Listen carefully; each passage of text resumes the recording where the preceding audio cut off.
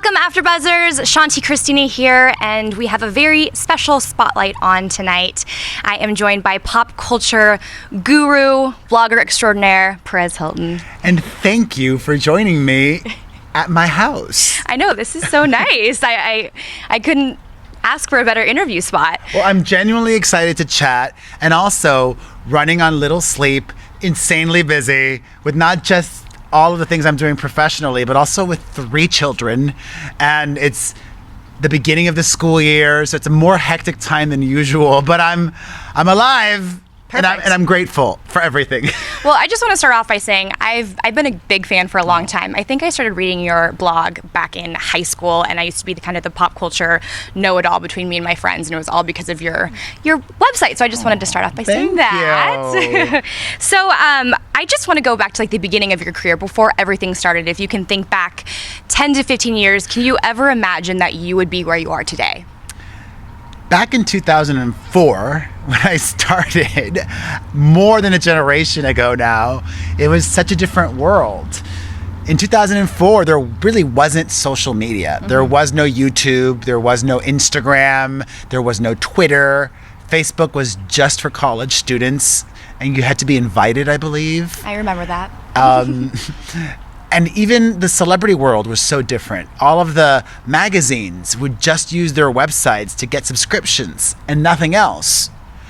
Then I came along, and I don't want to take credit. I don't say ever that I changed things, but I was a figure that helped to change how we consume media and the expectations. I think not just how we consume, but also how we talk about celebrities, how we interact with those that consume our media changed, and I had a part in that. From the very beginning, I always treated my readers, my audience, like they were my friends, and that was a big shift. Before that, it was very almost boring, I would say. People Magazine, even People Magazine has changed how they cover celebrities. They've made their reporting more fun. They're still very reverential, but it's not as dry. Mm-hmm. In the beginning, did you know that you were going to take a controversial route to the way that you wrote your blog? In the beginning, I knew nothing. I never imagined I would be here 15 years later. I never imagined I would be making money doing what I do, because nobody was making money back then. I remember in 2005, I was working a job as a reporter at Star Magazine, and I hated it, and I was awful at it because I just didn't feel comfortable, or I wasn't good at it. I'm not even gonna lie. They wanted me to go and talk to, I remember it was the spring of 2005, and Russell Crowe got into an altercation with a hotel employee, and he threw a phone at him, right? Remember this? It must have been. I remember it. A long time ago. Google it. And because I spoke Spanish, they asked me to go and talk to that Spanish-speaking hotel worker. Mm-hmm. And I got kicked out. They were threatening to arrest me. I was like, please no. My mother would be so embarrassed. That just was not my forte. And I just started as a hobby, not knowing what I was doing, and just having fun.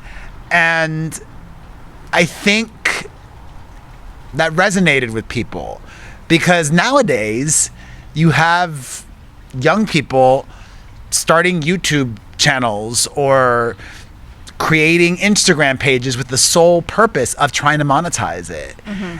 And that's great. I don't want to discourage that, but I would say 99% of YouTubers and 99% of Instagrammers aren't going to make a living doing it. It takes an incredible work ethic, smarts, and luck. Mm-hmm. Did you get all of your information in the beginning, what you were reporting on your blog, from Star Magazine and your magazine jobs at the time, or how were you privy to that information? At the very beginning, I was lucky to have been living in Los Angeles, and I just knew a lot of friends who worked in entertainment. I remember one of my first scoops. Lindsay Lohan and PerezHilton.com were synonymous in the mid-2000s. She gave me a lot of material. She still does. Are you guys friends? Yeah, we're friends. Okay. We chat. And we're not like besties. Right. She got into a car accident and fled the scene. I remember that. And it happened right in front of New Line Cinemas in their old offices on Robertson.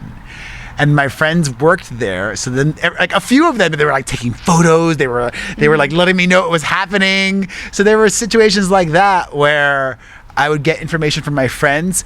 Or during my early days, when I was young, I would go out more. So it was me being at events. It was a lot more Seeing things. Yeah, what I saw and experienced. Now it's like I wake up at 5 a.m. and I barely leave my house except to go to the gym and take my kids to school. It's a big life change. Yeah, but I'm in my 40s now. Right. I want to know, I watched an interview where you said that you couldn't be friends with celebrities because there was always a level of using. Yeah. And, you know, I noticed that you were friends with Katy Perry in the beginning for a long time and also Lady Gaga. But is it possible that you can just be friends with someone regardless of their fame? Or I find that, like, if I got really close to someone, our friendship would be, you know, very valuable regardless of either of our successes. I mean, I have some celebrity friends, but they're not people I talk about regularly. So then those are less complicated relationships. If it's somebody that I need to talk about regularly, or even Adele and I were friends. Really? Yeah. Like real friends. Like we'd hang out. She came to visit me and wanted to see my mom many moons ago. Okay. But then she became Adele. Then it just becomes, for me, it was challenging. And even my regular friends, I just don't even see them as much anymore. You're just in a different space in your life. I'm in a different phase. Maybe the next decade of life, I'll reconnect with people, and that'd be nice. Was there a period? I remember the period of time where you kind of transitioned your whole brand, right? You suddenly became a nicer blog, not talking so much stuff about people, not drawing on their pictures, no nicknames. What was the public's response to that? Did people believe you? Did you get any backlash, or what was that transition like? Because I feel like you rebranded yourself, but it's not very easy to do. Yeah, I don't even know how successfully I rebranded, because a lot of people still view me as that old Perez, and that's fine. I don't care. I mean, I care, but I don't at the same time, because I'm too busy to sit and linger and mope and be sad that many people want to keep me in this box or a prison cell that is the past. What happened was I changed because I thought it was the right thing to do. I grew up. I got healthier. For me, being healthier is being happier. And as I got happier, I thought it should also be reflected on my website. And it was also triggered by an episode that happened, an incident, basically back then in 2010, there was this campaign called It Gets Better, and I made a video encouraging gay youth to not take their own lives, because there was a real problem back then. Like 20 gay youths committed suicide in a matter of weeks. I'd never seen anything like that happen before. And I got a big backlash for making that video. And I was like, wow, this character that I've bought into has become real, and that's not who I really am. So I need to make some changes. And I almost lost myself in the change to the point of it being inauthentic. And I think only now, over the last couple of years, have I found my center, which is, back then I would be, after I decided to be more positive, I'd be afraid to even not criticize, but give my opinion on a song. If I didn't like a song. So you didn't want to come off negative. Exactly. But now, I love making music reaction videos on YouTube. And if I don't like a song, I don't like a song. That doesn't mean I don't like that person, or they're an awful individual, or this or that or the other. I've come to understand that just by nature of who I am, what I do, and celebrities, artists, by nature of who they are and what they do, they're very sensitive. some have very big egos too, and they only want to hear positive things. Some can handle criticism, some can't. And that's okay. I look at somebody like a Sharon Osbourne as a big inspiration and role model. She tells it like it is, but she's also not hated, I would say. People like her. I haven't heard about her in a while. She's on the top. She's on the top. Yeah. But I don't watch that show. But I do. I love it. yeah. I don't watch it on TV. I watch clips. Okay. The clips that you want to talk about. Yeah. That's how I consume all my media. Right. I don't watch any television. I just watch clips of things. Wow. Okay. So you don't watch Housewives. I've never seen. Well, no, I've never even seen a full episode. I was on New York Housewives once, and I saw me on there, and that's about it. That's flattering. Yeah. So I was on the Hills recently, and I only watched myself. And when I left, I stopped watching that episode. Okay, so I want to jump into The Hills. Okay. Was that exciting for you to be on an episode? Because The Hills is, it used to be a lot bigger, but I like what they've done with it now, and it's still entertaining. Yeah, I was floored that I was even allowed to be on, because during the original run, just like Lindsay Lohan and PerezHilton.com were synonymous, The Hills and PerezHilton.com were synonymous. Positive and negatively. I broke the LC tape story. Oh. Which made it onto the show. Mm-hmm. I fully stand behind that. I was told by multiple cast members that it existed. And Heidi and Spencer leaked it to you? I'm not saying who. I just said multiple cast members. I don't reveal my sources. So I had no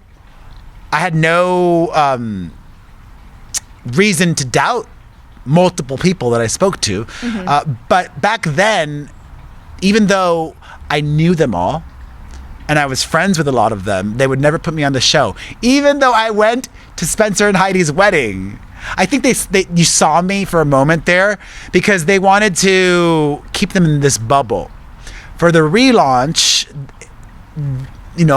it's different. So they acknowledge they're celebrities now. And they're doing this and they're doing that. So I was allowed to be on. I actually auditioned to be a cast member for the reboot. And I wasn't cast. Their loss. I need to know about that. They're lost. So they're lost because they cast Misha Barton instead, and she hasn't even been on some episodes, right? Do you watch? Have you watched? I do watch. I watch it all. She's barely been on some episodes, right? She wasn't on the last one, I think. Does she have it? What's her storyline? Her storyline is she's not. There was you. And you were the storyline, and she's just kind of like the friend and trying to find her actor way again, and like going on an audition and stuff again. And I knew she was going to be boring AF, but good for her to have gotten the offer and made that money and gotten publicity out of it. I knew she wouldn't bring it because she still wants to act. So yeah, she doesn't want to be a reality both, TV star. right? You can, but she's in a different phase in her career also, where she still wants to act more than be a reality star. Whereas somebody like Lisa Rinna fully embraced love her being a reality star and bringing it, delivering what the kids want to see, and by kids I mean us old people. What was the audition for The Hills like? Like, are they just asking you about your life, or do they want to? It was a Skype interview with the casting director, and it was a long chat, and then what they do is they edit it down, and it's almost as if the casting director wasn't there. It's just you talking. They present that, and they also cast Brandon Thomas Lee, and that's fine. He's hot. They wanted to go younger. I hope that there's space for me in season 2, because I would bring it. I knew what I was signing up for when I agreed to do it and have this moment with Misha, which I was not given a script. I was real, but I also knew kind of what was expected of me.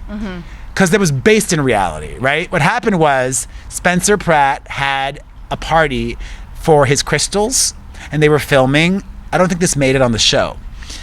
He had a launch party or some party for his crystals, and I went to the party, and I go to say hi to Spencer, and Misha was like right by there, and when she saw me, she like went running away, and then the producer's like, wait, what's up with this? Like, she gave them the idea. Yeah, there was juice. Yeah, and then she refused to film with me that night. Ooh.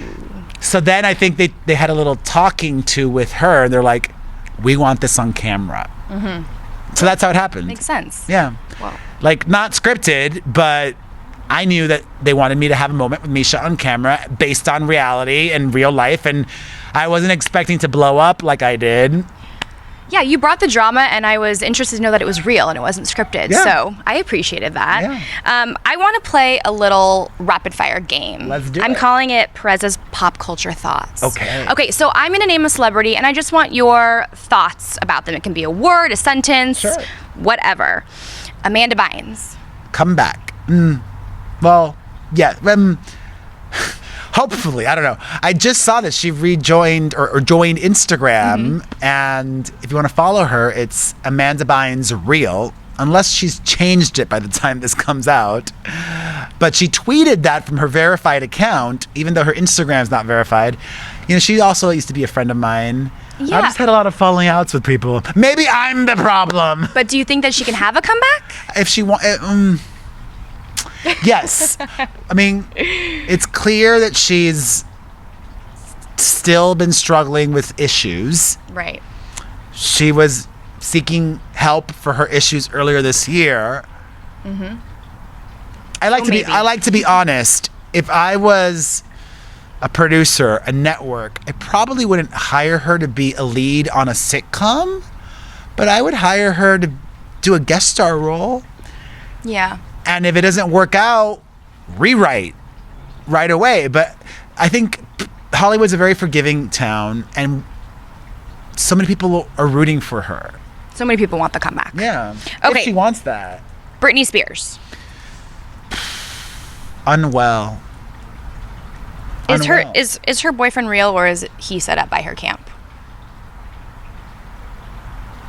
I never thought of that. Both, I would say.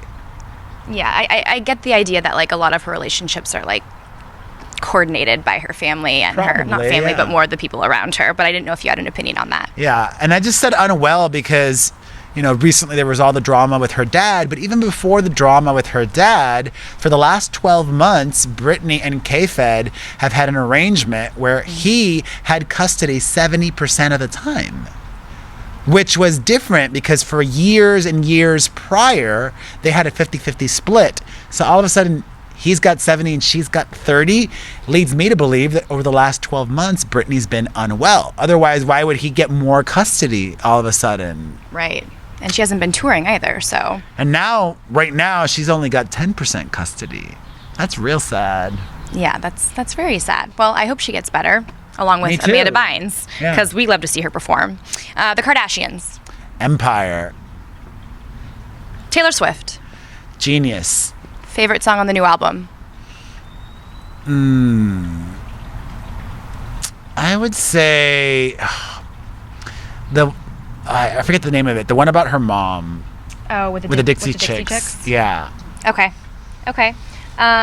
This is random, but Scooter Braun.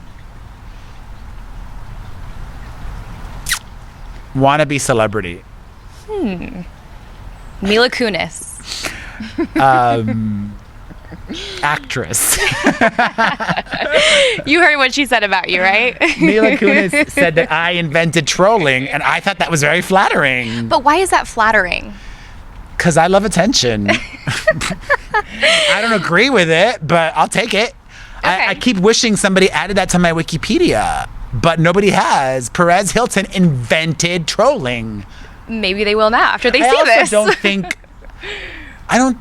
I think that I can troll, but I am not a troll. And the difference is this. To me, a troll is somebody who says things oftentimes they don't even believe just to get a response out of people. Whenever I say anything or in the past said anything, I always believed what I said. I may have just said it in a way that was shocking or whatever to get a response, but I wasn't all of a sudden gonna dislike somebody just to get a reaction. Right. Does that make sense? Yeah, absolutely. It does. You know, sometimes I think like Ann Coulter is a troll. Like, she can't believe everything she's saying. Like, I think she's just saying a lot of the things she's saying because she thinks that's what her audience wants her to say. I hope. Honest. I hope. I don't know. Okay, last one, Demi Lovato. Great singer. How did you feel about that unedited cellulite bikini pic she posted? I thought it was awesome. Yeah, I thought it was great. I loved it. Yeah. And you guys have had some weird... I've had drama with everybody. That's okay. Yeah. Okay, so if you could talk to yourself when you first moved here, or not moved here, but first was starting out, what advice would you give to people that are trying to break into the industry? Let's say they just moved here, they know absolutely nobody, not a single person in LA. What do they do? I would say you got to get a gimmick, meaning what sets you apart from everybody else. And if you don't have that figured out yet, don't obsess. Just get going. Do. Create. Don't sit around waiting for opportunity to come to you. For example, I've had a career that's 15 years long. In September of 2004 is when I began. Literally 15 years now. And the one thing that's always been missing for me is a regular presence on television. I've done a lot of TV, from hosting the Bad Girls Club reunion specials, to winning America's Worst Cooks Celebrity Edition on the Food Network, to being on Celebrity Big Brother in the UK, to a series of specials I had on VH1 back in 2007. I had another series of specials on the CW in 2011. I've done a lot here and there, but I haven't done anything that's been consistent, and I want that. I've met people, I keep taking meetings, this and the other, but last year I said to myself, well, you know what? Put out there what you would want to do. So I made YouTube a huge priority last year, and I have 2 YouTube channels that I create content for daily. Wow, it's that's exhausting. a lot. I know. So on my main Perez Hilton channel, I'm doing my daily recap, my take on the hot stories of the day. And on my personal channel, it's me and my family. So that's kind of like a reality show. So I'm open to doing any of that or more. I'll do a competition. I'll do whatever. I just look at the Kardashians and I see, back in 2007, the Hills cast was way bigger than even 2008 and 2009. The Hills cast were bigger stars than the Kardashians. But the Kardashians stayed on television. And they're still on television now, all these years later, even though they make more money doing everything else. They're smart enough to know that presence on TV is what keeps everything else coming to them. And how are they staying on TV, do you think? Because E has nothing else going on. What else is on E? True. What else is on E? Name Name one other show. Daily Pop. Okay, but are people really tuning in to watch Daily Pop? The Kardashians is the biggest E money should maker. put me on. Hello, E. Here, I'm all about keeping it honest and real. For the longest time, E hated me. Really? Because they viewed me as competition. But I think that's an old school way of thinking. Mm-hmm. And the world has changed so much because now, you mentioned Daily Pop or whatever, some of the E! News personalities, they become influencers because they're on E! News. Like Morgan Stewart. Morgan Stewart. Mm-hmm. She's got over 1 million followers on Instagram. Are they going to say, oh, we'll put you on E! News, but only if we own your Instagram? No, that's BS. Mm-hmm. If E! News or E! or if we developed shows together, that would only help you guys. I would only promote the F out of you everywhere. But the person who used to run E! doesn't run them anymore, doesn't run it anymore. So maybe they're open to doing something with me. Call me. Okay, so you've done a bunch of stuff. We just talked about it. You've also done books. Mm-hmm. You have your podcast. So your next goal, you would say, is probably TV. Like, you would want a TV show. Is that what you haven't? I'm even more specific. My only goal in life right now, in addition to being the best father possible, is to make more money. In any way possible. Because I like to keep it real. I don't have FU money in the bank. You always say that. It's true. If I didn't have children, I probably would never have to work again. But I have 3 kids, my mom, a mortgage, and private school that I pay for. It ain't cheap. I'm constantly trying to find ways to make more and spend less. Mm-hmm. This has been a big wake up year for me of also having to make big changes and cuts. which were painful, but I did it. You know, like getting rid of cuts? like getting rid of my personal trainer. Oh, that would be hard. And getting rid of my meal delivery program. But I actually think that fending for myself with healthy eating and working out on my own, just taking group fitness classes, I think I'm in better shape. You don't need the personal trainer. You just need the classes. That's what I think. Yeah. I mean, no, that was a big, but I was afraid for the longest time to get rid of those two things because I have all this emotional baggage from being heavier and unhealthy. I was like, I don't want to go back to being heavy and unhealthy. Right, there's a fear. Yeah. Mm-hmm. And I've been able to do it on my own now, and it's been liberating. And so liberating because before, like, I was OCD, meaning I would get my meals delivered and not veer off that.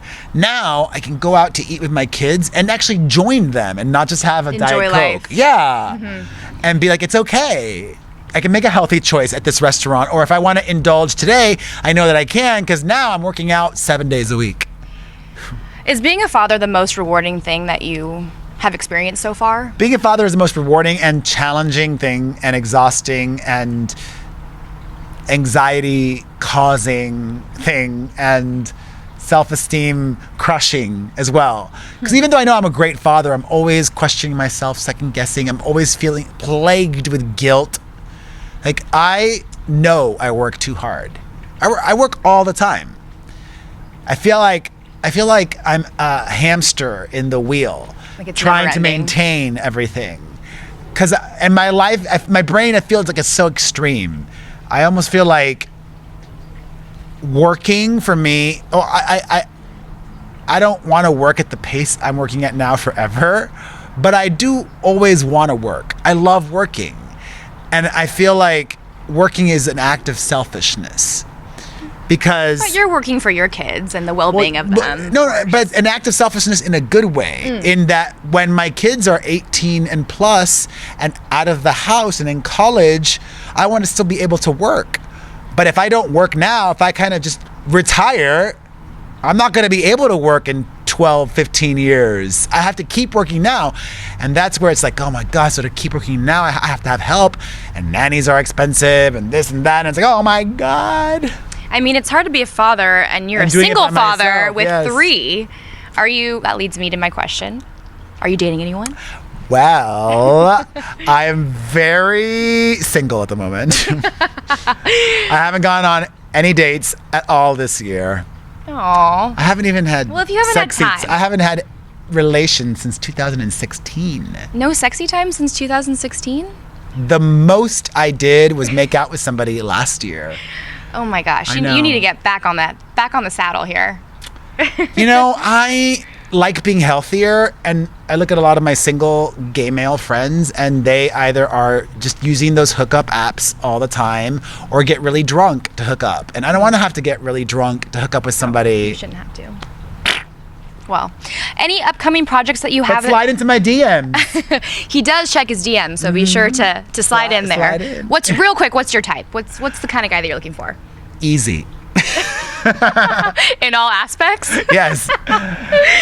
Okay. Do you have any upcoming projects that we should be looking out for that you're excited about? I'm working on a book project, which will hopefully happen. Ooh, that's exciting. A memoir, autobiography. Ooh. Nothing, I'm just working. It's like the first part of the process, trying to get it sold, and we'll see. But that could be like one of those really juicy books where you talk about like all of your celebrity gossip and hope stuff so. that we want to read about. Fingers crossed. So I mean, if the Bachelorette girls can do a book, I'm pretty They've sure done that books? you. Yeah, I didn't know that. yeah, Wow. they have, and so if they can do it, then you can. All do right, it. I'm working on it. Well, thank you so much for talking to me today. Where Thank can you. everybody find you on social media? Oh my God. Well, in addition to PerezHilton.com and my 2 YouTube channels, Perez Hilton and The Perez Hilton on YouTube, I've got a podcast, The Perez Hilton Podcast with Chris Booker. Very good. Which you can listen to on Apple Podcasts or directly at PerezPodcast.com. And we're literally everywhere. Instagram, Facebook, Twitter, Tumblr, Snapchat, and I even freaking joined TikTok recently. I don't know what that is, but I heard about it on your podcast, so Aw. I think it's for the youngins. I don't know. it's blowing up. Everybody's joining TikTok now, and I want to be early on because then it helps me get more leverage and grow quicker than people. After it gets way even more crowded, it'll be harder to grow. Right. Well, maybe I need to get on that. But you should. For now, you guys can find me on Instagram at Shanti_Christina or tweet me at Shanti Christina. Thank you so much for watching. We'll see you next time. Thanks, Perez. Bye.